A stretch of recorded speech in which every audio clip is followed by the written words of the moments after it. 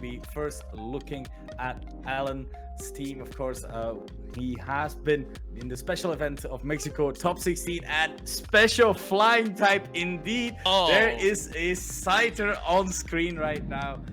With Tailwind, Helping Hand, Dual Wing Beat Protect, Eviolite, and even Terra Flying to make his Dual Wing Beat even stronger in that regard. We have the double dragons with Dragonite Garchomp, Ninetales, Sneasel, and King Gambit. Not the Assault Vest version, but the Safety Goggles Store Size version, which is still powerful. But I'm flabbergasted about the Scyther, and I'm really excited to hopefully see it in action as well. Yeah, I think Scyther is a really interesting pick for this format. I think Scyther, you know, for those of you that don't know, is a Pokemon that has 105 base speed. So it actually outspeeds a lot of things in this format. For example, it outspeeds a Garchomp. Outspeeding Garchomp is a very important thing in this metagame because Garchomp is probably one of the most consistent physical attackers of the format. You outspeed Garchomp, you outspeed, you know, things like Goldengo, Annihilate, you outspeed Typhlosion. It's in a really good speed tier, even outspeeds Death Fox for what it's worth. And Scyther is a Pokemon that has access to Technician. Technician is an ability that makes that Dual Wind Beat to hit really powerful. Dual Wind Beat being a move that is not super powerful, it's only 80 base power if you factor those two hits. But with Technician and with Terra Flying potentially, because we do see this Scyther is actually a Terra Flying variant, the Technician is going to give the Dual Wind Beat a 240 base power move with all these modifiers. That's a crazy amount of damage. And you also have the coaching from Sneasel as well to kind of increase the Scyther and all the physical attackers of the team. We do have quite a bit of physical attackers, the Garchomp, the Dragonite, the King Gambit. So I think the coaching from Sneasel is going to play a really important role in this match. So I'm really interested to see if Alan really brings a Scyther to this match. We also see it has Tailwind. So it's a fast Pokemon, can hit hard, and has Tailwind. And with the Eviolite item, it can actually tank some hits really well. Yeah, being able to boost itself because it has the same amount of stats as well as Scizor, but it's just divided differently. As Scizor is a bit slower and more bulky, but with Eviolite, Scyther just gets a defense boost just as well. You're losing your item slot, but in that regard, your Scyther is surviving a lot of hits, and it is truly the rise of the bugs because we've seen Yamega pop off, Vivillon, like bug types are really popping off right now. So let's see if Scyther can bring a metagame change as well against, of course, Giovanni's team. So let's take a look at his team as well. Giovanni, of course, recently Louis regional top 32, Peoria regional top 16, the Ikeke, Ikeke special event champion and 4 times world competitor as well for Bolivia, having an Amoonguss, Magmar, Garchomp, Palafin, Ninetales, King Gambit team. We are bringing fire today because there's a Palafin just as well. I think this is the team that he brought as well to Louisville. Yeah, it might have been exactly the same team or maybe a variation of it, but Palafin is a Pokemon we haven't seen a lot in this regulation. It used to have a lot of like results back in, you know, the first series of Scarlet and Violet, Series 1, Series 2 back in the day, but we haven't seen it yet that much, and Palafin is still Palafin. It's a Pokemon that has a unique ability that you know, transforms it into a really powerful Pokemon upon switching out and switching in later. It's a Pokemon with a super high 160 base physical attack, one on its hero form, and it hits super hard with the Mystic Water item, just boosting the power of the Wave Crash, and Jet Punch being just a stronger Aqua Jet, Priority Moon with 60 base power, which is obviously really useful in situations where you are going to get outsped. And this Palafin is actually a Terra Grass variant. It's not a Terra Water variant. Probably Giovanni is aware that the power of Mystic Water is enough. He preferred a more defensive Terra Stabilization. Palafin does suffer obviously from the presence of Amoonguss, Rillaboom in this format. Maybe even like, you know, our Chaludon also with that Electroshot. So a defensive Terra and Palafin makes a lot of sense. And this team, you know, we have the standard Garchomp, a very consistent one with Life Orb. We do have a difference though. It's not a Terra Steel or Terra Fire variant. It's a Terra Water Garchomp from what I'm seeing here. So that's interesting to see how that plays out. And the specs Ninetales. Ninetales is a Pokemon that has, you know, been really common lately in teams with like Double Dragon. It's still next to a dragon, and this one is not next to a double dragon, but only one dragon is probably enough. We do have also the Magmar with the battle spirit being able to be immune to, you know, just spore or any kind of like sleep inducing move, and the redirection would follow me. This team though has double redirection, as you probably already noticed. Amungus having rage powder and Magmar having follow me. You can even use both in the same battle if you want. And then King Gambit, we do have a King Gambit mirror, but both King Gambits are different. This one is an assault vest from Giovanni, whereas the one from Alan is a safety goggles Swords Dance variant. Yep. Very interesting mantle development that we've seen with King Gambit. Also, Terra flying really nice again next to this guard jump, of course, being able to freely Earthquake just as well. And King Gambit also just being able to punish those Intimidate cycles real good against things like Incineroar. But man, I really want to see Palafin in action because it is water type moves, and with the close combat, you are covering with close combat the main steel types, of course, being King Gambit or Chelodon, and then you have Goldugo, but then you have, of course, a very strong Wave Crash incoming just as well, being able to resist, make it rain as well. So I am really excited to see this Palafin as well. So my wishes for this game is just I want to see a Scyther, I want to see a Palafin, and I just want to have a good time. So I can't wait anymore. So I need this game right now. So let's take a look at what these players are bringing for this game as we have the leads from these players coming in. It is going to be the Palafin. There is a Palafin. No Scyther yet. No Scyther yet. But there's Palafin and the Ninetales as Sneasler and Garchomp. Yeah, this one is really interesting. The speed interaction between these two teams is like, obviously Sneasler is faster. Sneasler also is a Pokemon that has access to Fake Out, so you can Fake Out the Ninetales and just go for an attack immediately from Garchomp. This Ninetales, though, remember that is on Giovanni's team, is not able to protect, is holding the choice specs, so you can easily go for, like, for example, a Fake Out and a Stomping Tantrum to that slot. Palafin is usually a Pokemon that wants to switch out when it's on its Zero form, so I wouldn't be surprised if Giovanni just switches out here into something that, you know, can resist the attacks, maybe that Amungus or the Magmar. There is a switch out there from Palafin, so let's see how this turn one plays out. There is the offensive presence from the Sneasler, and we do see a Magmar anticipating a potential attack there as the Sneasler goes for a Fake Out into the Ninetales. Yeah, with that Fake Out, Ninetales no longer able to move as a Dragon Claw going into that Magmar, having a critical hit as well. Just then we can really establish how bulky this Magmar is right now.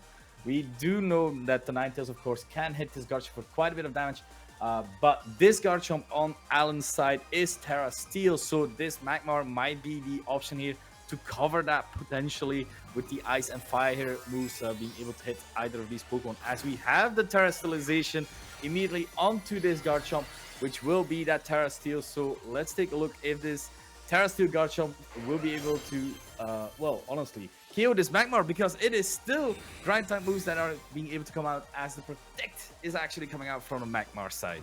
Yeah, the Magmar protection there as the Sneasler goes for a coaching, increase the power of Garchomp. Obviously, the Terra Steel allows Garchomp to be safe into this Ninetales, so I wouldn't be surprised if the Garchomp just went for the attack into the Magmar slot, as Ninetales actually goes for an Icy Wind. It's an Icy Wind Ninetales, dropping the speed on both Pokemon, so maybe that allows the Magmar to move faster than the upcoming turn. And remember, we do see an Earthquake KOing its own Sneasler. That's a wild play from this Garchomp, not caring about his own Sneasler. Sneasler did his job, getting the coaching, getting the Garchomp a +1, but that Icy Wind can come in clutch for later, because maybe, depending on how this Magmar is trained, now with the speed drop, it could be faster than the Garchomp and go for an Overheat, which probably would KO the Garchomp. It's a very good idea there in that regard. We also don't see Scyther on board, but this Garchomp is unfortunately the clear amulet item, so Icy Wind not really dropping its speed, that's true. Unfortunately, meaning that right now this Ninetales is locked into Icy Wind. It can lower some speeds, but this Garchomp is now a +1 defense, +1 attack, so this Magmar is not looking forward to being able to take any hits from this Garchomp right now, especially when there's a Ninetales next to it, being able to cover any potential like Terra on this Magmar, being able to no longer be hit super effectively, as a strong Blizzard choice specs will still do a lot, as the Ninetales is just opting to switch out, actually seeing the opportunity right into King Gambit. King Gambit. Yes, it is time for the boost.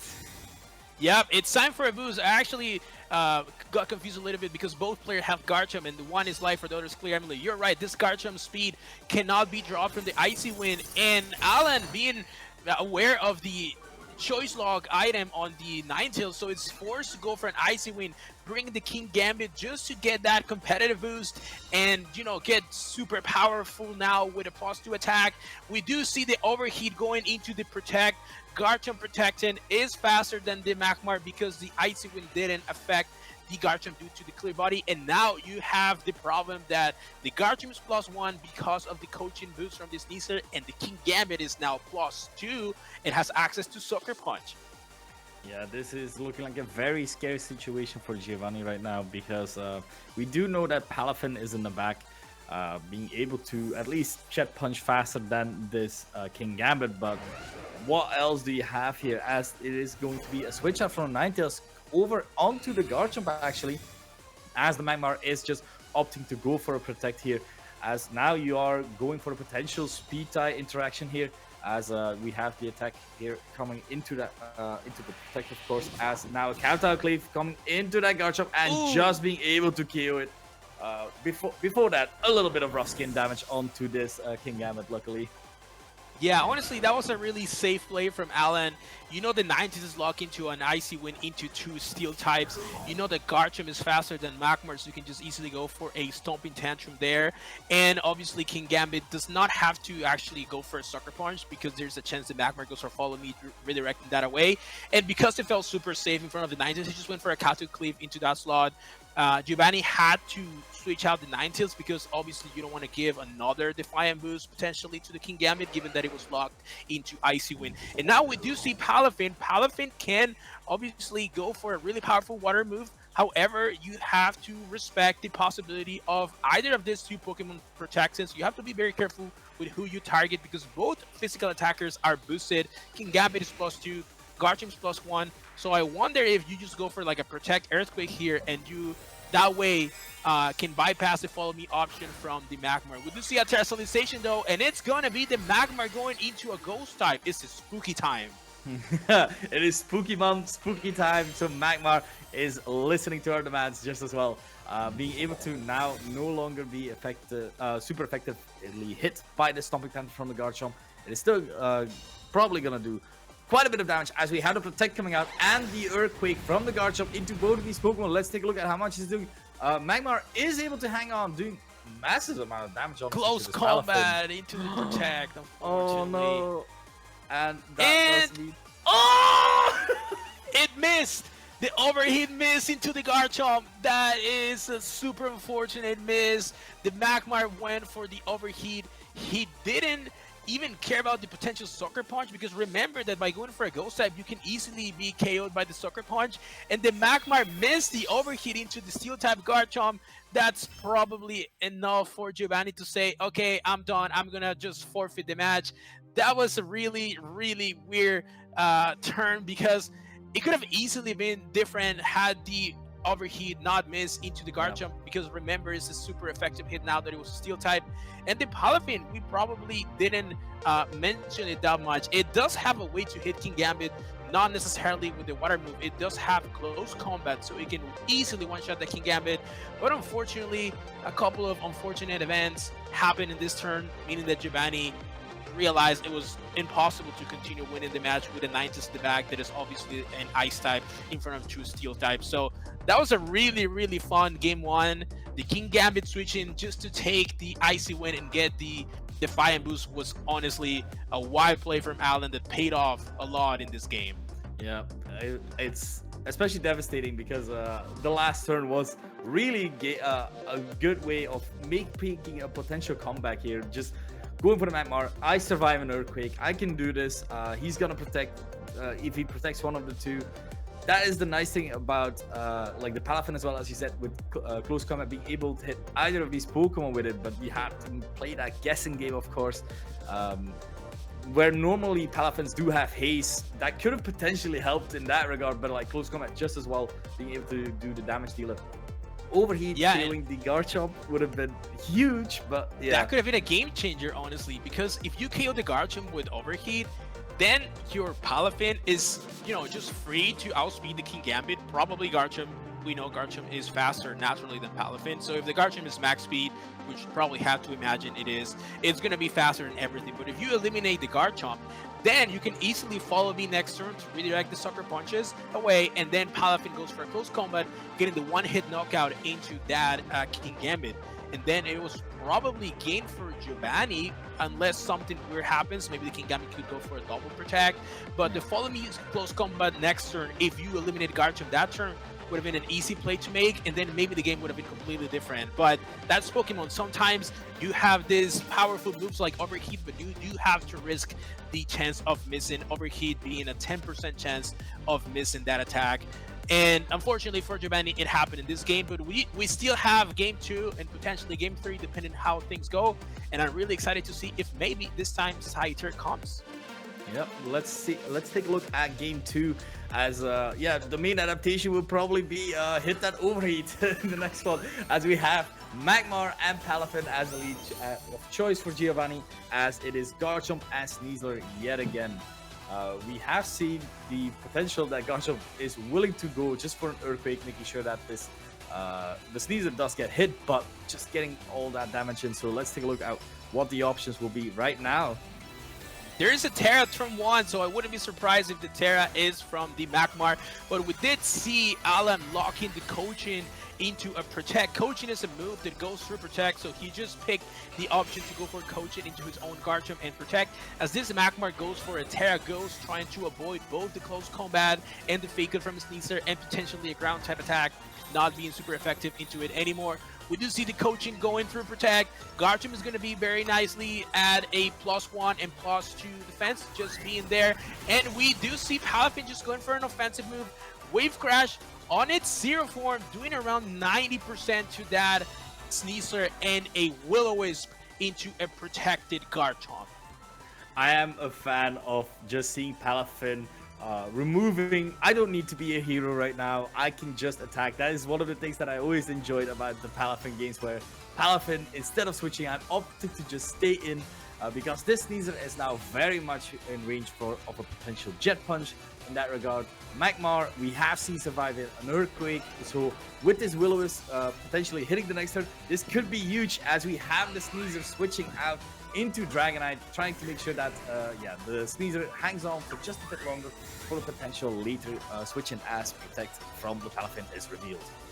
Garchomp is going to go for an Earthquake here. Obviously, that does not affect the Flying type Dragonite, but Magmar is very bulky with the Eviolite, is not a Fire type anymore, so I wouldn't be surprised if it goes for a Will-O-Wisp into the Garchomp. It does connect. The Will-O-Wisp also has a chance of missing, but Giovanni saying probably this is my best play. I'm just going to risk the miss chance again. It is a high risk, high reward type of move, because obviously a physical attacker now has its physical attack halved. In Garchomp, even though it's +1 because of the previous Coaching, now it's going to do significantly less damage, as Dragonite, another physical attacker, switched in for free, but it's still facing a Magmar that could go for another Will-O-Wisp this upcoming turn.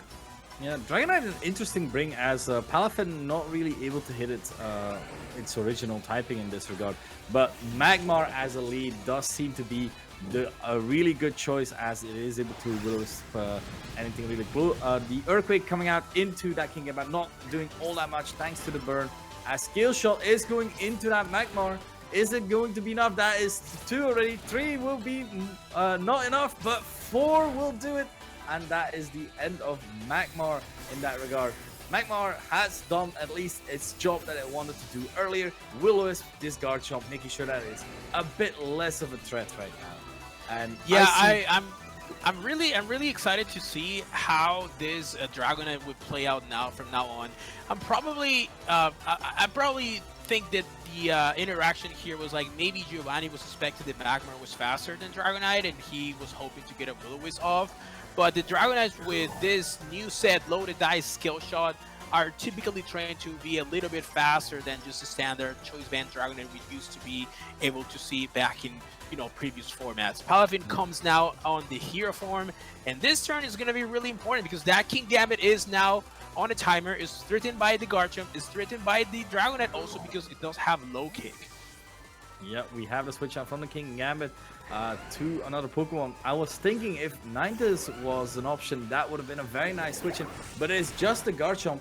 The Jet Punch breaking the multi-skill on the Dragonite as there is just a skill shot into the Dragon, into the Garchomp. That is going to KO it just as well. Meaning that was an amazing call to make sure that whatever switched into that slot, it would definitely not like taking this move, as now the Garchomp on Giovanni's side is just gone as well. Yeah, that is a very good play from Alan, because Earthquake from the Garchomp was probably the best play he could go for in that situation, given that you still have your flying type partner, so you're free to spam Earthquake. There's no reason to not do anything else with Garchomp. However, the low kick on the King Gambit was pretty obvious, so he probably expected like, okay, King Gambit is going to switch out. I'm going to try to cover for a Garchomp switch in or an Amoonguss switch in. Both can be good switches into a fighting type low kick.